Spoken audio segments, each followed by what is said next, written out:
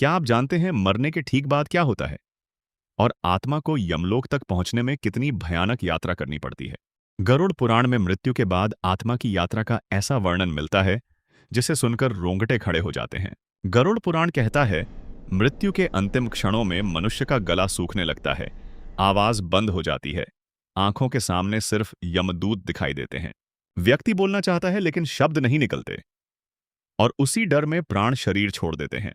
सबसे चौंकाने वाला रहस्य यह है, मृत्यु के बाद यमराज आत्मा को लेकर यमलोक जाते हैं, लेकिन फिर उसे 2.5 मुहूर्त यानी लगभग 24 घंटे के लिए वापस धरती पर भेज देते हैं।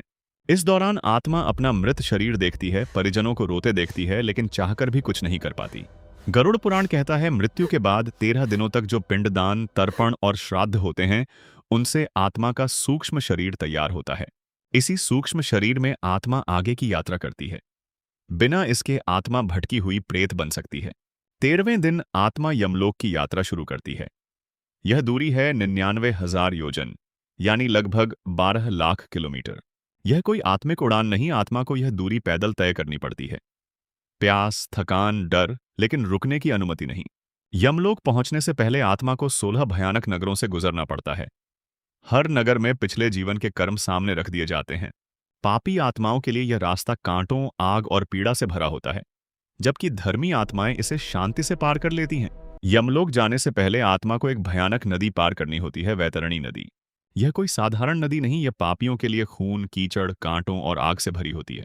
जिन लोगों ने जीवन में दूसरों को कष्ट दिया, धोखा दिया या धर्म का अपमान किया, उनके लिए यह नदी जल नहीं जलती हुई पीड़ा बन जाती है। लेकिन जो धर्मी और भक्त होते हैं, उनके लिए यही वैतरणी दूध और अमृत जैसी हो जाती है और आत्मा बिना कष्ट पार हो जाती है। अंत में यमराज निर्णय करते हैं, पुनर्जन्म, स्वर्ग या नरक। गरुड़ पुराण का अंतिम संदेश है, मृत्यु के बाद कुछ भी नया नहीं मिलता, सिर्फ वही मिलता है जो हमने जीवन में कमाया है। जैसा कर्म वैसा फल, यही आत्मा का सबसे बड़ा सत्य है। आज जो कर्म कर रहे हो वही तय करेंगे कल आत्मा की यात्रा।